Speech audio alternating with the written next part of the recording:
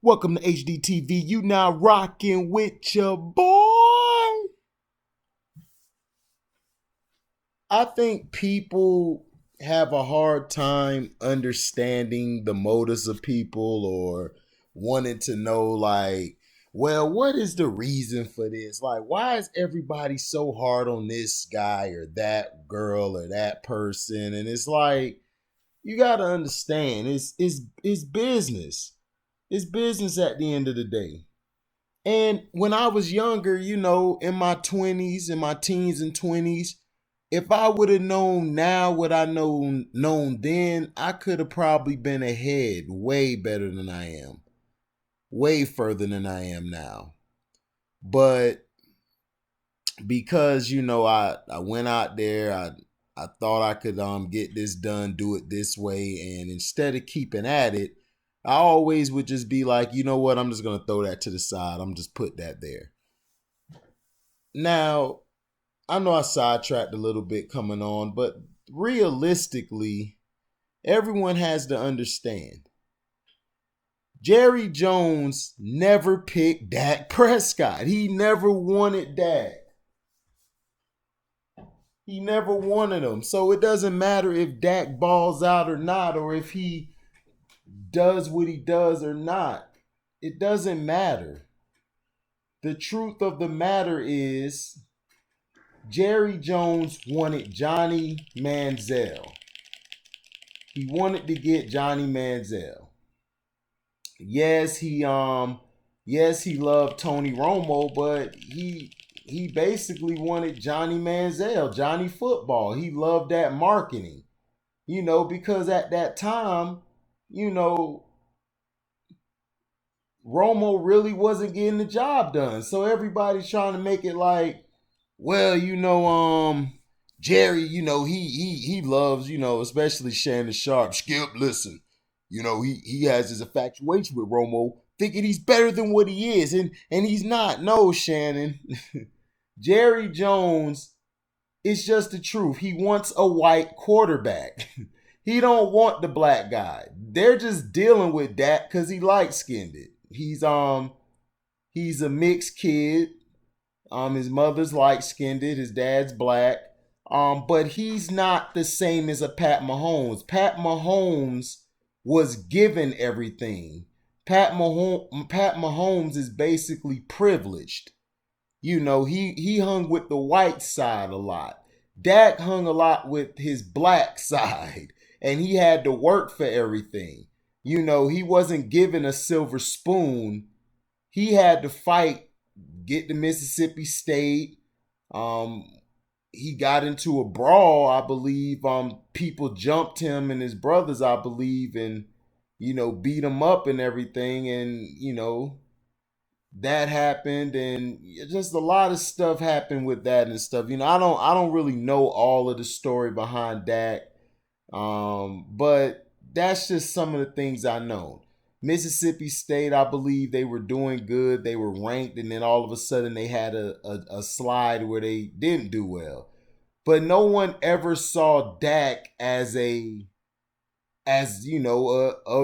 solid starter in the NFL. No one ever saw that. Everyone just thought that he would come and then he would go. Jerry, on the other hand, is a guy who wants to get out that shadow of Jimmy Johnson. He wants to get out of it. Now, when I was growing up, I rooted for the Cowboys. I am a Cowboys fan through my dad. God rest my father's soul. He basically loved Roger Staubach, and then along the way, he loved other guys. He loved the Steelers. He loved other teams. Back then it wasn't nothing wrong with liking this team and that team. Now all of a sudden people go crazy over, oh, you just like this TV. I give my boy Rick Turner a hard time because I just love pushing his buttons. Because he loves LeBron so much. I just love pushing his buttons because I see what he doesn't see. He's delusional at times. But, he's a good dude. He knows his sports. He knows basketball. He knows football. But when it comes to LeBron, him and Shannon Sharp are the same. Like, they're just delusional. And then Rick was the same way with Michael Jordan. Delusional, like but he's been a Heat fan for a long time. I just love giving him a hard time. Shout out to Rick if he ever listens to this. He never listens to my stuff. He just goes off of, you don't talk about the Cowboys or your team. You always talk about other people's team. Your Magic suck, huh? And he's a fanboy. Them type of people, you just let them have their way because they don't know the truth. They don't know all this stuff is WWE. They don't know that everything is fixed or controlled around things. People be like, oh, if it's fixed, how come he blocked that shot? It's not fixed like that, you dummy. That's why I don't talk to Facebook or any trolls on the internet, because they don't understand. The game's controlled through fouls in basketball. In football, the game is controlled through penalties. That's how you can slow a team's momentum. If a team that they play to the point spread. And if you don't make the point spread, you're going to be in trouble. You're going to get that call from one of those people behind closed doors and be like, hey, what the hell you doing? Why the hell are you doing that? We need the point spread to be over or under 5 or over and under 10, whatever they put the point spread at. But I know I sidetracked a little bit. But Jerry Jones has always been that person. But before I get to that, my father loved Roger Staubach, Tony Dorsett, the Doomsday Defense, and that. He was a huge fan of those guys. And he loved the Steelers and other teams. He liked multiple teams. He just loved the game. He just loved sports. He loved football, though, but his main thing was baseball. And me, I used to love baseball until they did Barry how they did, and I just got tired of baseball. I don't really look at it like I used to. But he loved baseball as well. He loved the Hank Aaron's. He watched the Willie Mays. He watched all of them guys, and he used to tell me about them. In football, me, I grew up, I was born in 85, I believe. And then I grew up in the 90s era where I was able to watch the triplets. Like Carcino jokes all the time. Dallas fans, man, y'all ain't been in no Super Bowl. A lot of y'all were kids. And he's correct. We were kids. And I was a diehard fan because I loved Emmitt Smith. Emmitt Smith was my guy, and so was Michael Irvin. Those was my guys. And then when Deion came to the team, because I loved Deion in Atlanta. I used to root for Atlanta as well because I was born there. So I loved Atlanta because Deion was the guy, prime time. He was flashy. He had the Jerry curl. He had the bandana. I was rocking bandanas. That's what you love. That's what you grew up watching. The players back then, to me, were more iconic. They had bigger aura than the players do now. They just do. Like Deion Sanders, he had a swag about himself. When he walked in the building, you just knew who he was. But Dallas, growing up, Dallas won 3 championships, 2 with Jimmy, 1 with Barry Switzer. Now, what people don't know is that Jerry and Jimmy basically were partners in getting the Dallas Cowboys. Like, Jimmy would give him pointers on how to do this and that and what they needed. And Jerry knew once he became, the owner, he was going to bring Jimmy in. They went to Arkansas together. Jerry Jones was, he was the, he was the offensive lineman, and Jimmy Johnson, he was the star player. I believe he was the running back or something. I don't know, man. This is all off memory, so bear with me. I'm just trying to explain it the best way. Jerry's problem has always been, he loves the attention. Like, he wants everybody to know, I'm Jerry Jones. You see what I did there, son? I stepped into the building and, knowing the player that he is, he's a great player. I think that he could be a superstar one day. Jerry loves the attention. He loves the cameras in his face. He loves to be the superstar. This is why this is why Robert Kraft is more successful in this day and age than Jerry is, or how the Rooneys in Pittsburgh have been more successful, or even how the Giants owners have been more successful. They play the background. You never really see the owner out there like talking a lot or doing this. George Steinbrenner probably was one who did it, but at the end of the day, George never stepped over Joe. He never undercutted Joe Torre to get the job done. So to me, with Jerry always wanted that acclamation that it was him the reason things were happening. Now, as far as the money and the finances and the signing of players and the getting Charles Haley, yeah, Jerry played a big part in that. And nobody's taking that from Jerry, but Jimmy Johnson, now Jerry was the one who traded Herschel Walker, got all those picks from Minnesota, which Minnesota just, that was dumb. And then he fired Tom Landry, which he was going to be the bad guy because Tom Landry has that aura. He was like Vince Lombardi of Dallas. He was the only coach. Everybody loved Tom Landry. And, he was a great coach. He was disciplined. I believe he was a Christian. He rarely cursed a lot. He just let you know if you were good or you weren't good. Jerry Jones is basically a guy who, over the years, has gotten criticism because of the people he picked. It's like he's picking his homeboys to coach. And, he's like, cool, my homeboy's a coach, and then I'll take all the credit. He always wanted to get a lame duck coach. Barry Switzer came in after him and Jimmy fell out, and they tried to blame it on Jimmy. But what people don't understand is Dallas, even though I was a fan, what people don't understand, I saw how they built their team. They picked up Charles Haley from the Niners. Then they picked up Ken Norton Jr. from the Niners. So they always used to take the talent from the 49ers to win. And then they took Dion from the Niners because that 94 team probably, to me, I felt that 94 San Francisco team was the best team of the decade. And I was a Cowboys fan, but they were better. Like, they were flashy. They were nice with it.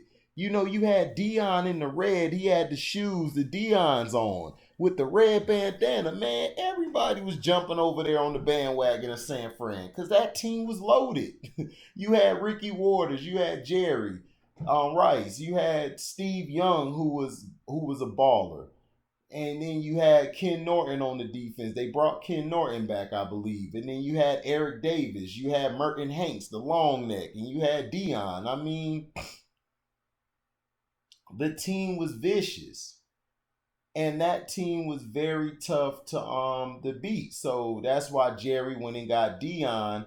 And once he won the Super Bowl, people still was like, you won with Jimmy's players, man. If Jimmy was there, y'all wouldn't have lost to San Francisco. Because people were pissed off when they lost to San Francisco. But see, what people failed to realize, Emmitt Smith got hurt. And when he couldn't run effectively like he was, that's when they won. But see, that's what I try to tell people. People try like Skip Baseless. That's what pisses me off. He always says Michael Irvin was the reason. No, Emmitt Smith was the reason. Emmitt and Troy were the reasons a lot of times, more than Michael Irvin, that they won. Because Troy could make the passes when you needed him to make the passes. And Emmitt, if Troy didn't have Emmitt, Troy would struggle because Troy's not a quarterback that's going to throw 35 to 45 times or 50. He's not Steve Young or Brett Favre or Donovan McNabb even. He's not that type of quarterback. He's more like how Tom Brady is. I'm going to just control the game. I'm going to manage the game. I'm going to throw the ball here and there so everybody can get the ball in. Boom. We're good. That's the type of player that he is. And that's no disrespect to Troy. Troy won his Super Bowls. Troy was cool. But Emmitt Smith was that guy. And to me, it's just a blasphemy that these new Dallas fans is who really make Dallas look bad. Because the old fans, we're not delusional as these new fans. These new fans basically want to be like, oh, well, Zeke is as good as Emmett. And I'm like, no, Zeke is nowhere near Emmett. Emmett had a different type of bounce to him. And people don't understand. Emmett was, of course, shorter than Zeke, and he wasn't as big as Zeke, but he was quicker than Zeke. And he had a better ball carrier vision than Zeke. Zeke doesn't have that vision to me. He runs downhill good, but he runs to try to smash things and knock things over, run people over. That wasn't Emmett. Emmett was gonna make you miss, and he was gonna hide behind that big line, and then he was gonna get his yards. And I believe when they started 0-2, he was holding out. When he came back, they won because Jerry and them were trying to lowball him. Like Jerry's been doing this for years, so what he's doing to Dak is nothing new. He's lowballed everybody all the time. That's just who Jerry is. He's a businessman. But Jerry, at the same time, he wants to pick who he wants to play, or he wants to pick who he feels is going to be the face of the franchise, who's going to carry the franchise to new heights. He's all about marketing and money and business. And he loves being in the media. So he was like, bump it, I'm going to be the superstar now. And this is what became the problem. Jerry should have just stayed his butt in the press box, but he can't do it. He needs the attention. He's like LeBrownies. Him and LeBrownies, they're the same way. They got to have the attention. They have to be the center of attention. Michael Jordan's the same way, but Michael Jordan is much more. Mike isn't that. He doesn't need the attention like that. Mike was more behind the doors doing a lot of slimy stuff and grimy stuff. But in person, he's going to be respectable and nice. If he sees you, he'll be cordial and then he'll move on. But Jerry, nah. Jerry's like LeBrownies. They're going to do things behind closed doors as well as in front of the door. They're going to let you know that they're there. And to me, they're basically the same. I guess that's why LeBrownies is Cowboys fan, but if Cleveland get to the Super Bowl or get to the playoffs, he'll rep them. But like he did the Cleveland Indians, he all of a sudden wanted to rep the Indians. But I'm like, dude, you said you was a Yankees fan, but that's another story.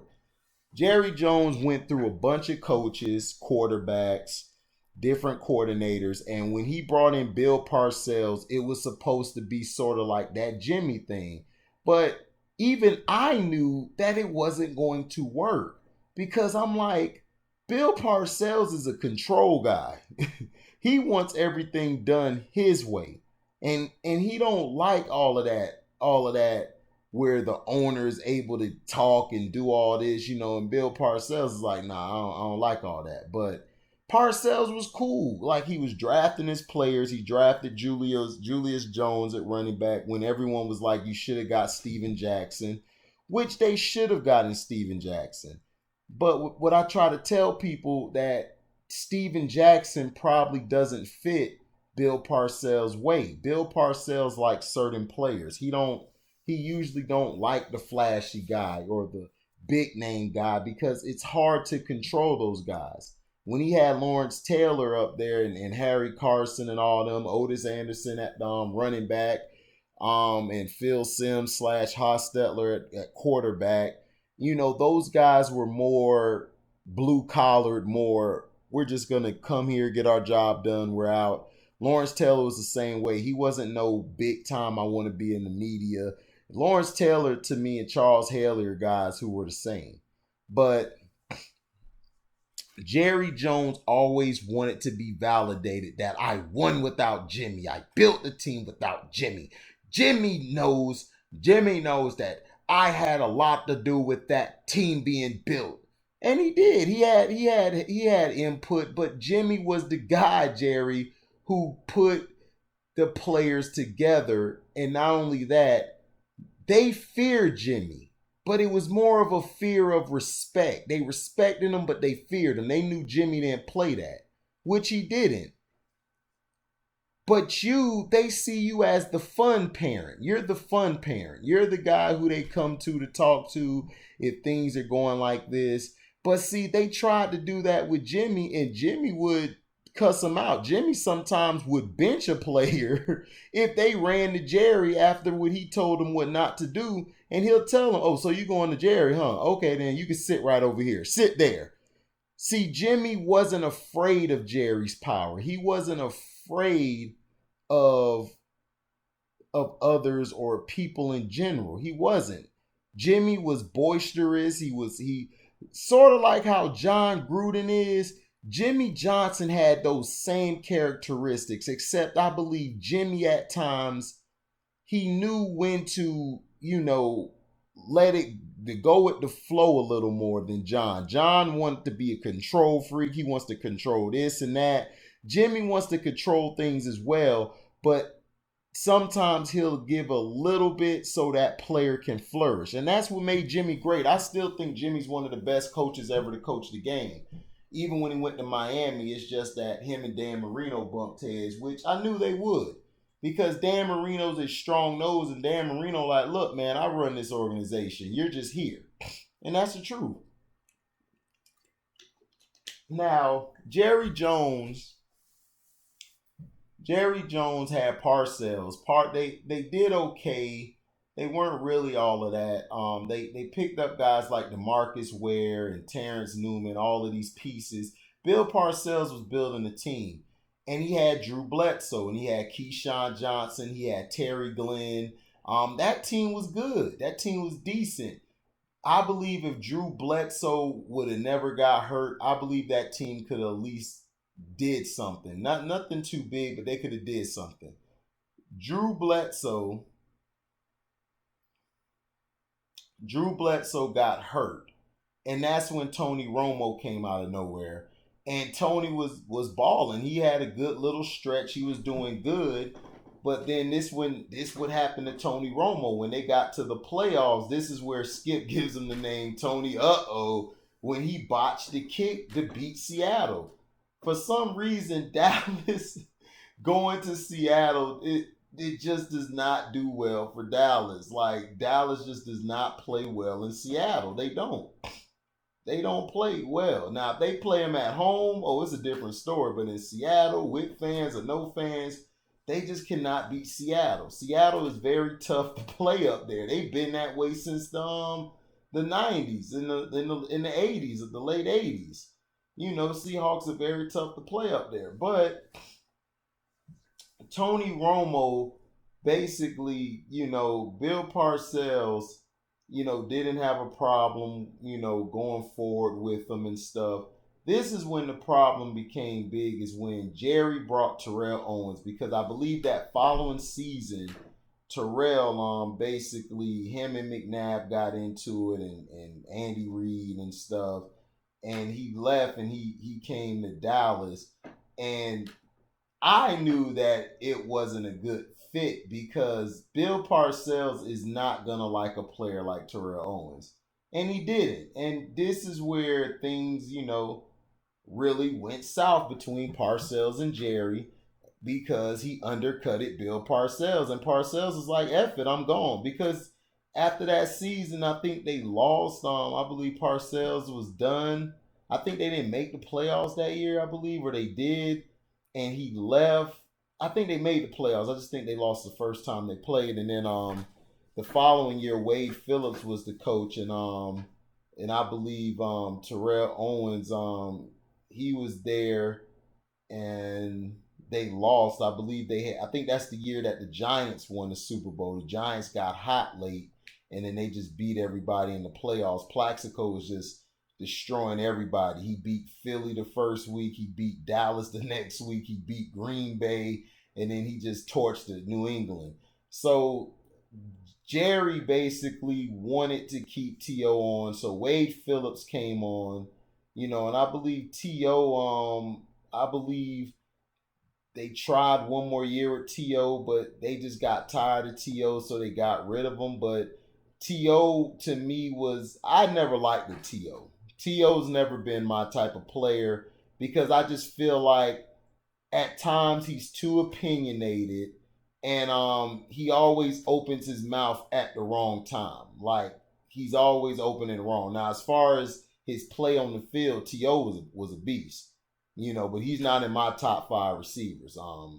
He barely makes my top 10. I don't care about numbers. Terrell Owens, in crucial situations, he drops the ball. I don't know why, but he just drops the ball in big situations. He did it in Dallas when they were playing the Giants in that game. He dropped a couple passes in the playoffs. And it's like, man, because it's crazy because he caught that big catch to beat Brett Favre and them back in San Fran. But ever since then, T.O. just has a tendency to drop passes in the clutch. And Randy Moss has never been that way. That's why I laugh when people say Terrell is on Moss's level. I'm like, you crazy. Even when Shannon tried to make that skip, T.O. I believe he's just as good, if not better than Randy. I'm like, Shannon, shut your ass up, dog.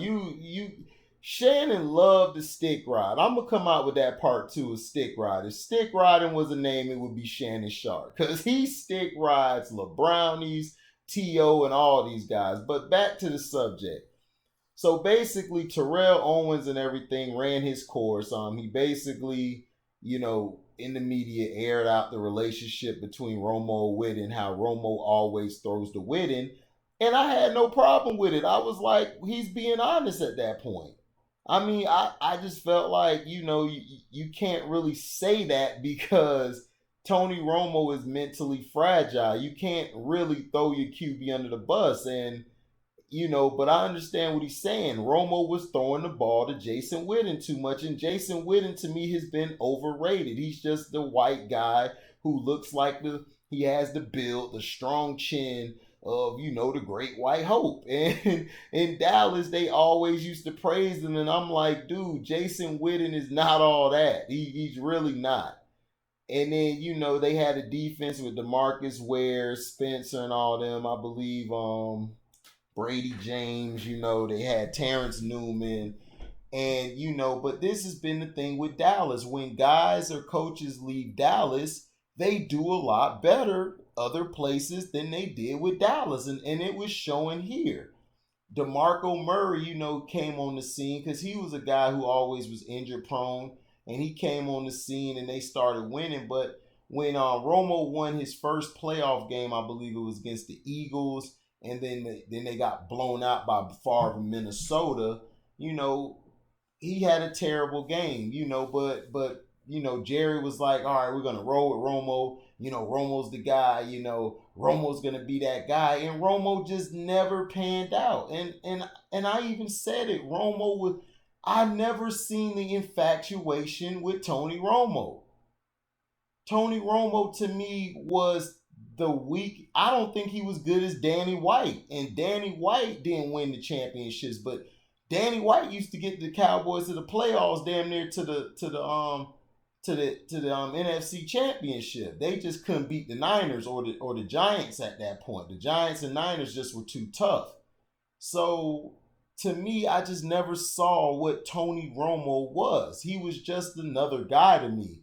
But Jerry was hyping him up. And then the injuries came because of the line. And then DeMarco Murray, I heard, tried to talk to somebody's wife. And, he got cut after he had a great season. And Jerry just always would pick the wrong players.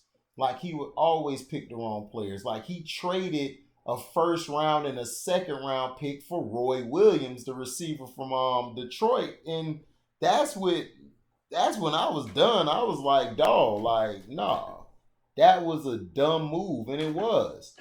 It was a dumb move because Roy Williams wasn't all that in Detroit. He wasn't. And I was like, you're giving up all that for Roy. Everyone was just in shock. Like, why would you give up all that for Roy Williams? But when he came to play, he just never panned out. And Dallas was mediocre. And he had a guy in the wings who was a backup quarterback named Jason Garrett, who basically was offensive coordinator for Wade Phillips. And, that Jason Garrett was calling plays. The offense was rolling.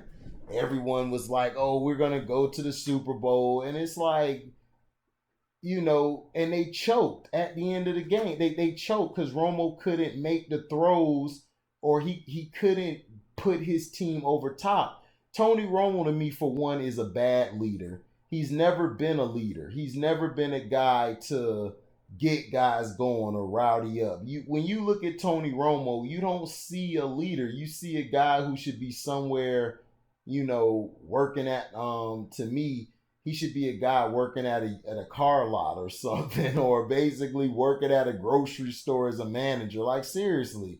He never looked the part. He never had that fire, or that you never looked at him and saw, to me, greatness. I never seen greatness. And then he had that 5 touchdown game everybody want to bring up with the going at Peyton Manning, but he threw a pick to lose the game. That's just always been Romo. And then it's always been Jerry. But Jerry jinxed himself when he said back when they won their 3rd Super Bowl, if I never win another Super Bowl again, please, God, let me win this one.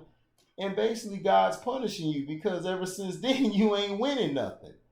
And then you get all these big name players, and then you hype them up, and then they turn out to be nothing. I mean, it's the truth. Like, Jerry Jones has always overpaid for everybody. That's why it was so shocking that he didn't pay for Dak.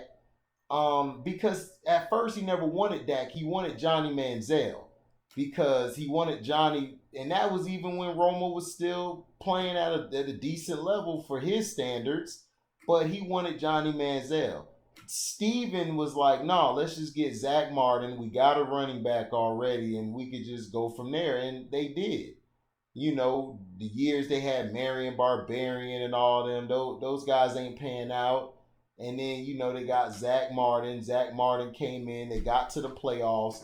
They screwed the Detroit Lions the first time around. Detroit should have won that game, because Dallas that was a pass interference when they hit one of the guys, and the referees didn't say anything. So next week they played the Packers. I believe if the Lions would have played the Packers, they would have beat the Packers, because they were giving the Packers a tough time that year. So Dez dropped the ball. They basically was like, oh man, he caught it. If you look at the rule, they changed the rule after that to try to help it. It's still not going to help the Cowboys. The Cowboys' problem has always been Jerry. I mean, it's nobody else's fault. Now, they brought Zach Martin in. The following year, Tony Romo got hurt. They didn't have a backup quarterback. They sucked that year. Tony tried to come back. He got hurt again against Carolina. The following year, they were going to go get Paxton Lynch. No, excuse me. Before that, I think Johnny wasn't doing well in Cleveland, and Jerry was trying to find a way to get Johnny down there. But his son Steven was like, no, we don't need him, because Steven saw what I saw. Johnny Manziel was not that good in college. I know he won that game against Alabama, but he wasn't impressive. I watched Dak in college. Dak was more impressive than Johnny Manziel. Dak just had lesser talent. Johnny had Mike Evans and another receiver. He was 6'4". He had a tight end with 6'5", and he had a good offensive line, and he had 2 or 3 running backs behind him that was balling. So Johnny always had a squad. He always had a squad. So, excuse me. So basically, they were going into the draft. Jerry wanted Paxton Lynch. Steven wanted Dak Prescott. They were going to trade up to get Paxton Lynch.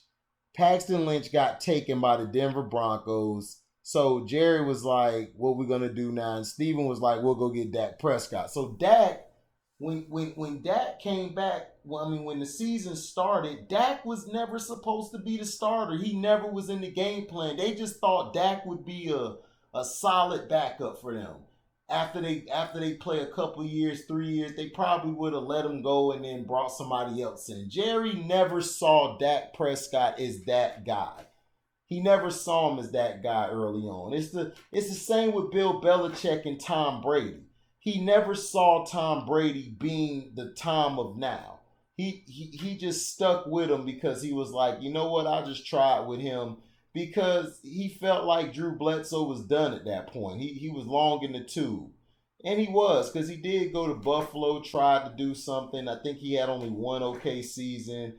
Then he was brought into Dallas, I believe, 2 years after that. And, Drew, I love Drew. Drew was a good quarterback to me. I was a fan of Drew Bledsoe.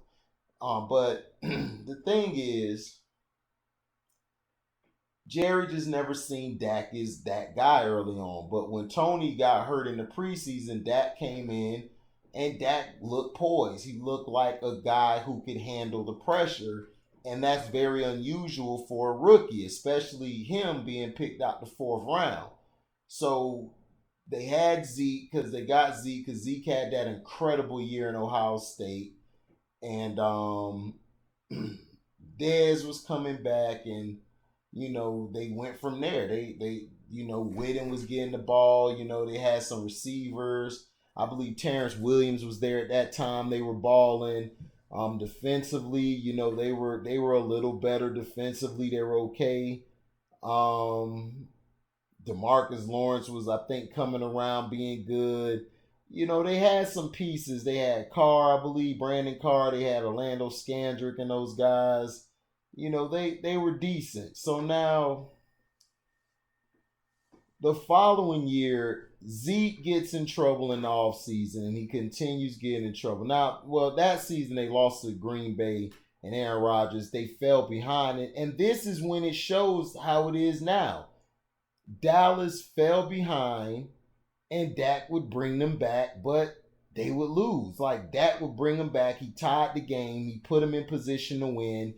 Aaron Rodgers just threw a pass, get it in field goal range, and Crosby kicked the field goal to beat Dallas. So everybody in Dallas was like, all right, we're going to be straight next year. We got Zeke, we got Dak. Zeke basically messes up by pulling this girl's bra up, or trying to pull a bra up at this thing. They got him on tape. And it was just one incident after another. And then a girl came out and allegedly said that he sexually assaulted her, harassed her, which was bogus. It sounded far-fetched, but Roger Goodell was trying to punish it. Zeke was trying to fight. And then Zeke finally just said, man, you know what? I'm just going to chill these last games. Because when he played in the games, they won. And everybody was like, see, I told you. Zeke is the reason they're winning. Dak's not good. And I'm trying to tell people is that, okay, when Zeke is there, they ball out. Yes, that is true. But the reason they don't ball out when it's just Dak is because Dak is a quarterback who plays better with the play action. If he has a play action and he's able to do what he does, he will kill you and pick you apart. And if you allow him to use his legs, he'll get some plays. But Dallas has always kept Dak in a box, making him try to play like Tom Brady or Drew Brees when he's not them. You could use his athleticism to go for a waggle, or to throw it here and there. It's different ways you can use Dak. But Jerry's never been sold in Dak. His guy was Tony Romo. Tony Romo was done at that point. He was going to try to go to the Texans. So Jerry was like, no, don't go to the Texans. I'll get you a job in broadcasting. Just don't do this. And Tony went into broadcasting. That's the only reason why he went to broadcasting, because, Jerry didn't want him to go to the Texans and then come back and they ball out in Houston. And he's showing that Jerry's the problem. And then Jason Garrett was getting, called Coach Clapp when Jerry Jones made him Coach Clapp, because Jason Garrett was trying to get vocal with players and tell them what they're doing wrong. And they would run to Jerry when they were upset, and Jerry would give them a pass. And that's why some games when they needed those players, they never performed. But Jason always loved Dak. Jason fought for Dak to continue playing, because Jerry didn't want. Jerry wanted to bring Tony Romo back. And a lot of the Dallas fans, the delusionists I call them, they wanted to bring Romo back in. And I'm like, Romo wouldn't have done nothing. Romo would have just got hurt again and he would have threw a pick, like a pick six. Romo is just not that guy. He's not. He's never been that guy. So Dak was the right choice to move ahead. Now, that season they, I believe, went 9-7. Yeah, they went 9-7 that year. They missed the playoffs. The following year, I believe they went 10-6 or 11-5, one of them, and they won their playoff game. Dak won a playoff game against Seattle. That year they were balling. I believe they traded for Amari Cooper mid-season because the receivers that they had, everybody was like, well, Dak has to make his receivers better. And it was like, okay, but if they can't get off the jam, what do you want them to do? So because the season before when they went 9-7, Dez Bryant was missing a lot of passes. Jason Witten was missing passes. He looked like he was done at that point. So the team was dropping passes, and then Dak would try to throw the team back in. The defense would get gashed because the defense wasn't as good as everybody thought it was. And in this season, they were good. Jalen Smith was decent. DeMarcus Lawrence had a big year, and they beat the Seahawks that game. And then Dak had that incredible run at the end to win the game. And then they lost the following week to St. Louis. I mean, yeah, they're the LA Rams. Excuse me, they're the LA Rams then. But he lost the following week. Once he lost the following week, it was like, oh man, this guy ain't good, because he really didn't have a great game. And then Zeke got stopped. They shut Zeke down. And then the defense, that's when the defense started showing they were trash. They couldn't stop the run. And that's always been Dallas' problem since Jimmy Johnson left. They just cannot stop the run. They've always had problems stopping the run. And also now basically they can't stop the run or the pass. So Jason Garrett, everyone wants to blame Jason Garrett because the following season they went 8-8. Dak was putting up these big numbers against bad teams, but against the good teams, Dak struggles against them. And Zeke was struggling against them. Zeke has really been showing that he isn't that guy. But people feel if you put him with a better quarterback, he could do this. And now, just the overcritical thing of criticizing Dak Prescott is because of Shannon Sharpe. Shannon Sharpe is the reason, and Stephen A. Smith and all these media guys are the reason that Dak Prescott is getting overanalyzed. I feel he's overcriticized. Now, am I saying Dak is a top 5 quarterback? No, he's not. He at least is a 8 or a 10, a top 8 or 10 quarterback in the league. He may be about top 8, top 9 or 10, maybe 11 or 12 quarterback. He's right in that range, if you want to say that. Carson Wentz the same way, but people don't like Dak Prescott because of what Shannon says. And you got all these trolls who come out like, man, y'all quarterback ain't good. He's not even good enough. He's not better than Daniel Jones for the Giants. I remember this one Giants guy said this on the YouTube. I said, boy, stop. You guys won 2 Super Bowls by that defense and y'all think Eli's the greatest. Stop it. No. You guys wanted to get rid of Eli Manning before y'all won Super Bowls. That year y'all won the Super Bowl, y'all wanted to trade Eli because he was having a terrible year. But the thing that's crazy is Eli and Dak are kind of similar. And people are going to be like, well, what you mean Eli and Dak? They're similar, but they're different. Eli always balled out in the big games. For some reason, Eli Manning turns into Joe Montana or Tom Brady, and he beats big-time teams. Dak Prescott is opposite. Dak struggles against the big teams, but he beats the sorry teams.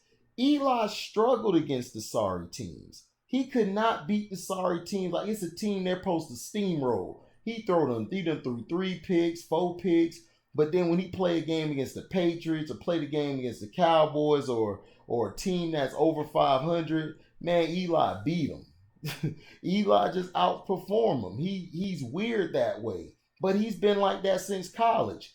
Peyton couldn't beat Florida, but Eli, when he played Florida and played the SEC guys in big games, he would win those games. He damn near was undefeated against the top teams in college as well as in the pros.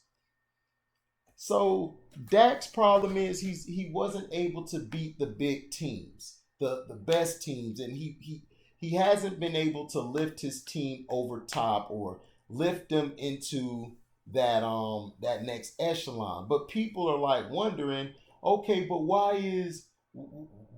does he give DeMarcus Lawrence and them a pass and Zeke and all them the guys he done paid all this money to? Well, because it's a quarterback league, man. The quarterback's gonna get all the credit and the quarterback's gonna get all the blame. That's just how it falls. Lamar Jackson got all the blame, you know, even though it wasn't all his fault, but you know, he got the blame. He had some bad throws, he had some bad plays, and they stopped running the ball. But to me, the running game has been devalued. To me, Dak is a guy, if you run the ball and you open it up for him, it's easier for Dak to play. But if Dak is falling behind or if they're down by 2 or 3 touchdowns, he'll bring you back and put you in the game because he'll just play with no conscience. And it's the weirdest thing. It's like this guy only can play when he's down. It's crazy. It's like, dude, can you ever play when y'all are up? And and then people are like talking about, oh, it's the play call and his play. I mean, look, man, it's like they're letting it. It's like they want Dak. They want. It's like they feel Dak can't handle a lot of stuff. They feel if they open the playbook up, they feel Dak's gonna be another Tony Romo, which is throwing picks everywhere. And to me, he's not. That's why I'm saying, like, to me, he's better than Tony Romo.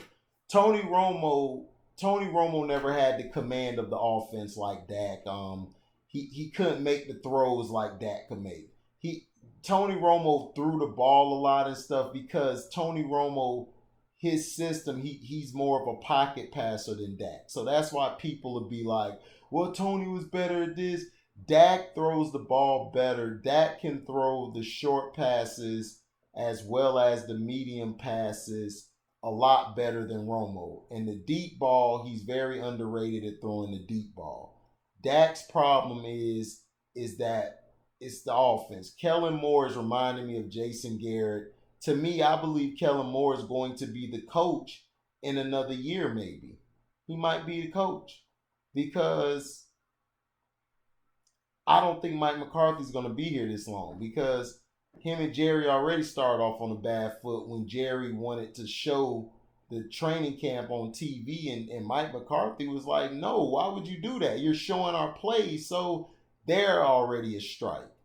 So Jerry has been the problem. Everyone wants to blame Dak. And you guys, Dallas fans, you guys was blaming Tony Romo. What's the difference? And now you're talking about, oh, we had Tony Romo. Tony Romo's a bum. Okay? He's a bum. He sucks. He's trash. He's garbage. He never was good. He was an undrafted free agent for a reason. He played decent. He had some good runs, but when it was December or January or when it was crunch time, he choked. He choked. He threw interceptions that got him out the game and everything. Jason Garrett never was allowed to coach. But I knew from watching Jason Garrett that his play calling was trash. His plays are basic. His plays were basic. That's why he had more 8-8 seasons than he did the 12-4 and the 11-5s and he mostly had 8-8s or 9-7 because Jerry Jones has been the common denominator. Jerry Jones destroyed his teams and he's destroying the team now because he wants to be the star. He wants to boast and brag about look what we have and everything. And it's like, dude, it's like you can't say you're gonna go to the Super Bowl every year, Jerry. You're not built like that. Dallas doesn't have what I call that dog in them. They don't have dog in them. If you watch the Philadelphia Eagles under Doug Peterson, those guys have dog in them. Even though they're losing now, they're 0-2-1. One of their guys came out and said, no, we're good. We're still together. We just have to turn it around. I think his name was Gaither or Ganter or whatever. But I'm saying they have a leader. Dallas doesn't have a leader. Y'all don't have a strong leader. They don't have any strong leaders at all. Jalen Smith is a bum. Him and DeMarcus Lawrence were overpaid. Zeke was overpaid. And Amari Cooper, I don't get it. You paying this guy $20 million a year, he's on the sideline with a knick-knack injury. It's like, dude, are you injured or you hurt? Because if you hurt, you finna play. But to me, I think Amari Cooper is going to be knocked to the fourth receiver by in a couple weeks because CeeDee Lamb is outperforming him. Michael Gallup is definitely outperforming him. And Cedric Wilson just blew on the scene. He's outperforming you. And then Dalton Schultz, he's balling too. And everybody was thinking it was Jarwin was going to be great. No, this guy's great. He's pretty good. And the running game, you drafted a Tony Pollard in the third or fourth round, you're not using him. So what was the point of drafting a running back if you're not going to use him? So it's a lot of things going on in Dallas. But the comments that Jerry made about Dak, I wasn't surprised by it because Jerry has never liked Dak. He never wanted Dak. He never wanted him. Dak wasn't even supposed to be the starter of Dallas. It was supposed to be Tony Romo, but Romo got hurt. And then he came back. They were already on the road. Jason Garrett was like, Jerry, why would we go back when we can go forward? Because Jason Garrett feels like Dak manages the game better than Tony, which he does. Dak is a game manager. And when it's time for him to make the throws to get him back in the game, Dak can get you back in the games. He can. He's proven it. The losses they've had, he's gotten them back in the game. The first week against the Rams, he made the throw to beat the Rams, but it was offensive pass interference, which it wasn't. It was just a great play by Jalen Ramsey to sell the call. So, and then the next week, they should have lost to the Falcons, but they lucked up because the Falcons was social distancing from the ball on kickoff. So, I mean,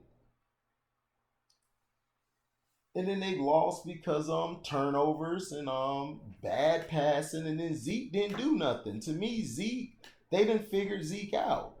All you have to do is crowd the box on Zeke. Zeke can't do nothing. All you have to do is keep your D tackles in the B gap, and then have them crash down to push the guards down, and then your linebackers just come up and they clean up shop. KJ Wright and Wagner they shut Zeke down. But the problem is not Dak. I know everybody's saying, man, Dak only seems to come from. Dak is playing. They are basically keeping Dak in the box. They won't let Dak do what he does. But at the same time, too, Dak has not played well in big games. He hasn't. It's like when the pressure's on the line, he doesn't play up to par. He's missing throws. But then when he's behind and he has no pressure at all, he rises to the occasion. So it's like Dak Prescott, to me, is going to be gone after this year. The Cowboys are not making the playoffs. This team is probably going to go 8-8, maybe 7-9, probably 6-10.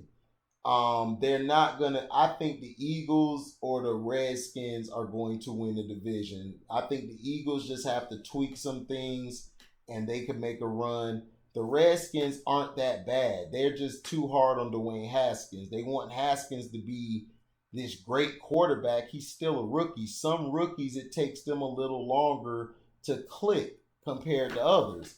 But see, you guys aren't saying nothing about Baker Mayfield when he's stinking up the joint, but y'all want to get on the black quarterbacks like Dak and Dwayne Haskins. It's like, come on. And y'all want to get on Carson Wentz, but y'all not getting on Baker Mayfield. Y'all giving Baker Mayfield a pass. It's like, well, what's going on? So, but it's evident, man. Jerry don't want Dak on the team. He wants his own quarterback. So it's to me, Jerry just steps on his own toes, man. He steps on his own toes. He he's made bad decisions in hiring. He's been the problem because he won't shut up and sit in the background. He knows everything he says will be criticized or looked at hard because he wants attention. Jerry wants to be Jerry basically wants to buy the Super Bowl instead of earn the Super Bowl, if that makes any sense. To me, Robert Kraft, the reason he's been more successful than Jerry and the Steelers have been more successful because they do what an owner do. They sit their ass in the box, they shut the hell up and let the coach coach the team. But Jerry doesn't understand when he's being the show, he's being the star guy trying to do all these interviews, he's hurting his team because they feel like at the end of the day, man, we can't get no shine in Dallas. And you can't. You can't get any shine in Dallas. Dallas will not be successful until Jerry Jones passes away or he just leaves the team entirely. And that's sad to say, but it's the truth. He's not going to win. He's overstayed his welcome. Al Davis, he was a great guy. Al Davis was a better owner than Jerry, but Al Davis, once he passed away, the Raiders, they're going to get better because he just had too much control. He always has to be seen. He has to be the guy. And that's the same with Jerry Jones. Jerry wants to be Al Davis. He wants to control everything. But the thing Al Davis had was Al Davis never got to the point where he would overshadow his coach. He still let his coach coach. He still would let him do what he does. Now, he would come and do interviews and do his thing, but Al Davis still let his coach do what he had to do. Whatever his coach needed, he gave it to him. That's not the same thing with Jerry. Jerry wants to be the coach, but it's like I can't coach because I gotta be the owner and I gotta be the GM. And he had to get a lot of those stuff taken away from him because Jerry was making a lot of bad decisions at one point. And people forget how bad of a decision maker he is when it comes to picking talent. He sucks. That's why they brought in Will McClay. That's why his son is starting to take over the realms of being the owner because his son feels like, look, man, we can't be paying all these guys this money. But see, Dak, it wasn't about the 40. If it was 40 million, Dak wanted 4 years. If it was 36, he wanted 4 years. Dallas wanted 5 years because they wanted to be able to use that option. Because Dak, if he would have took that contract, that would have been good for Dallas, but it would have hurt Dak because when Dak tried to renegotiate, he's going to get lowballed again. So Dak's doing the right thing. To me, the Cowboys aren't going to make the playoffs. Dak is going to be a free agent. He's going to go somewhere. He's going to go to another team. And hopefully he'll do well. But Dallas they're terrible on defense. But to blame just Dak is just ludicrous to me. He's not the problem. The problem is that guy that's up top who's been wanting to get attention for 20-some years because he's still holding a grudge that Jimmy gets more credit than him. So Jerry Jones is the reason for the downfall of the Dallas Cowboys, and he's going to continue being the reason. Dallas is going to continue being trash. That's why I said, like what Carcino says, man, Dallas Cowboys are delusional. Yeah, the fans are delusional. They make you not want to root for your team. Like I used to root for the Cowboys, but I stopped rooting for them because I got tired of people saying they're this great. They're this. I'm like, dude, they're bums. They're trash. They're trash. You know what I'm saying? It's like my Orlando Magic. Everyone say, why don't you talk about your Orlando Magic? Why? There's nothing to talk about. The league doesn't want them to be the best. They don't want the Magic to dominate the NBA. There's no money into the Magic. Now, if the Magic got a superstar that they could promote, then yeah, they would do it, but they don't. But Jerry Jones is the problem.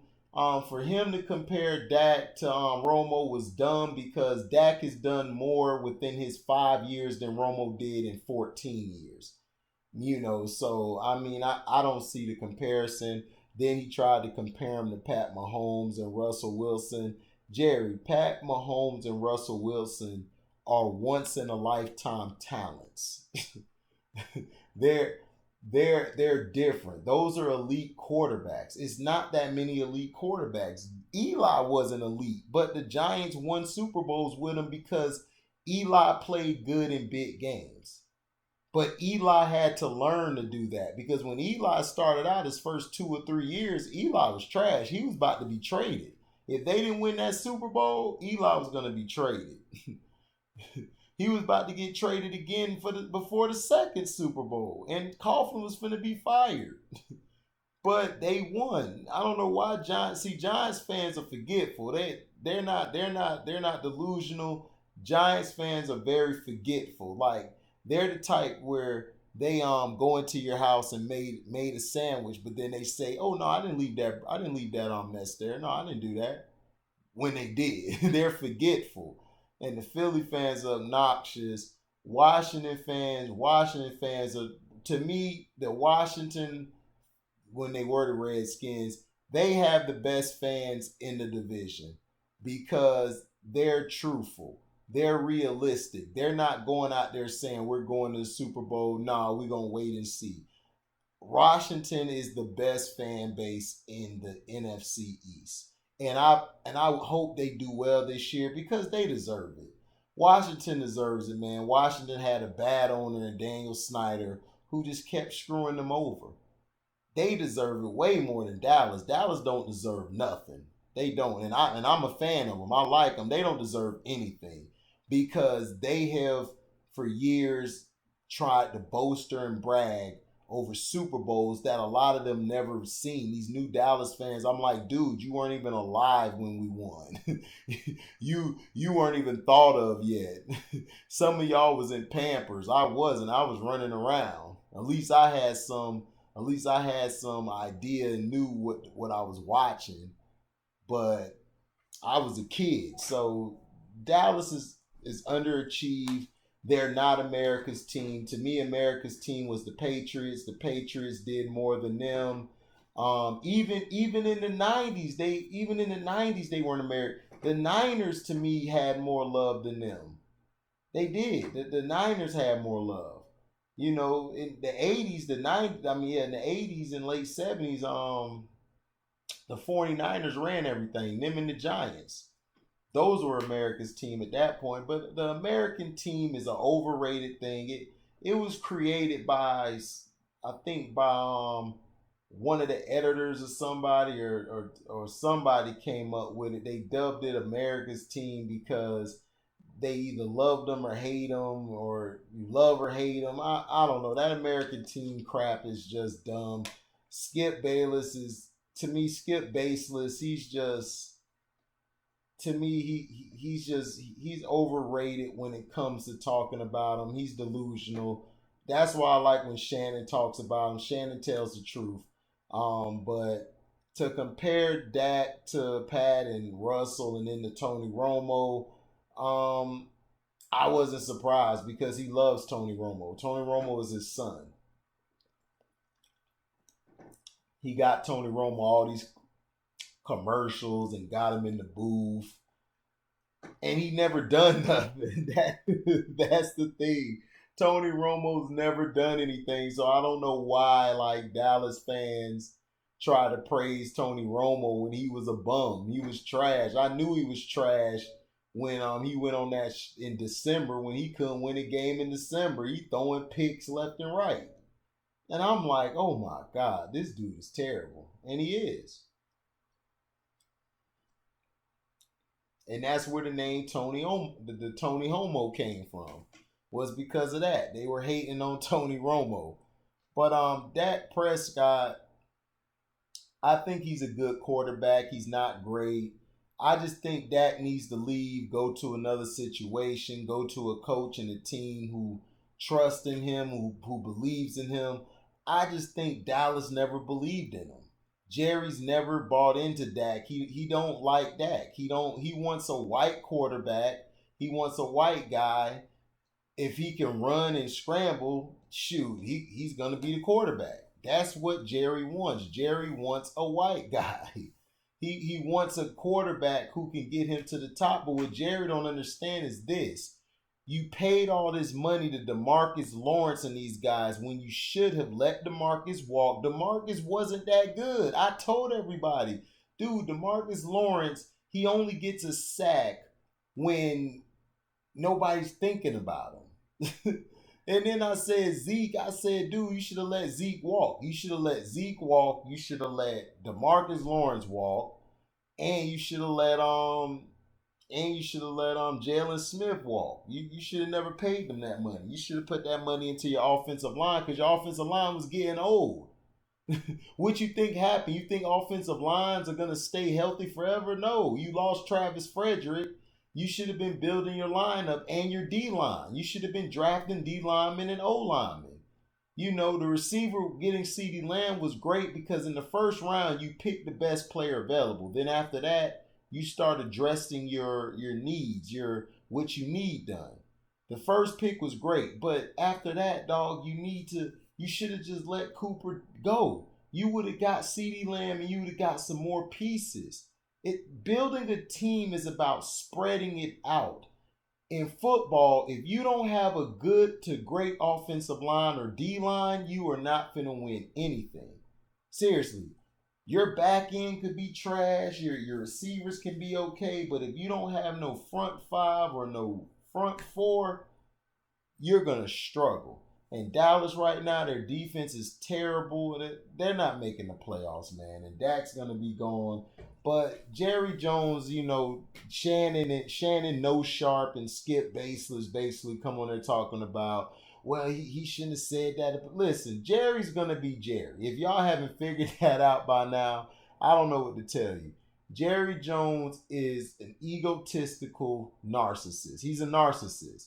He got to have the attention. He got to have this. But the main thing about Jerry is Jerry shoots himself in his own foot.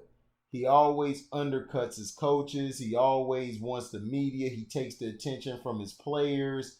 He wants you to need him and to grovel to him or, look at him as a dad and all that. He has that slave owner mentality. He's always been a slave owner.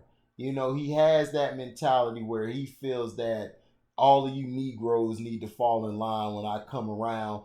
And Dak is the field Negro who man, F you. I earned my money. I earned it. I was a 4th round pick. I played beyond. I have a great winning percentage. My numbers, I put up numbers last year. You said my numbers. Now you're trying to push the goalposts back and say, oh, I got to win the Super Bowl this year. Come on, Jerry. Jerry, you're not winning no Super Bowl because it's not going to be because of Dak. It's going to be because you ain't got no defense. If you look at the games when Drew Brees and Tom Brady had to carry their defense, they never made it to the Super Bowl that year. It was only when they had a great running game and a great defense. You have to have a defense. I know it's cliche. Everybody like this arcade league. Defense wins championships. Offense put the fans in the stands. That's how it always is, and it's going to always be that way. Last year, everyone want to talk about, oh, Patrick Mahomes did it. If it wasn't for Patrick Mahomes' defense shutting Garoppolo down, Chiefs would have got blown out in the Super Bowl. And that's facts. Because Patrick Mahomes looked trash in the Super Bowl. And against all the other teams this year, he's been looking decent. Against the Ravens, he just knows how to play the Ravens. He just has that kryptonite against them. But like I said, like, comment, subscribe, share this, hit the notification bell to select all. And if you want to donate to the page, cash at me at welcome to HDTV. That's the word welcome, then the number 2, and then HDIITV. And if you're not going to donate to the page, please like, share, comment, and subscribe. Like I said, I have the Welcome to HDTV shirts. They're going for $15 a piece. If you want one, please email me your information and where you stay, your address and all that, and the size you want. and we'll go from there. Like I said, man, Dak, like I said, man, I like Dak, but Dak's problem has been that when he's down, he plays his greatest football, but when the game starts, he always starts off slow, and he makes some bad throws, and sometimes he doesn't have the touch on the ball like he does, and then he threw some picks. But to me, the picks he throws is not his fault all the time. He has soft receivers. He has receivers that don't know how to get off the block. That's why when you saw him the other day against the Seahawks, he was spreading the ball to everybody. He stopped going to Cooper because when he threw the ball early, Cooper got muscled for the ball. The cornerback beat him to the spot, so that wasn't Dak's fault. But the second pick he threw, that was his fault. In the fumble, you can't have that. You got to be more careful with the ball in your hand. So that's what Dak has to work on. But as far as is he a trash quarterback, Dak is a top 10, top 8, top 10 quarterback in the league. He is. If you put Dak on the Dolphins or somebody else, the Jaguars or whoever, Dak would be just as effective as he is in Dallas. Dallas, to me, just doesn't believe in him. That offensive coordinator should have been gone. They should have got rid of him along with everybody else. But I see why Jerry kept him, because Jerry wants to groom him to be like Jason Garrett to potentially one day take over, because Jerry wants to be the coach, the GM, the owner. He wants to be everything. He wants to control. If he can't have control, he's done with you. He can't deal with you. So thank you for listening. And we out. Live boy.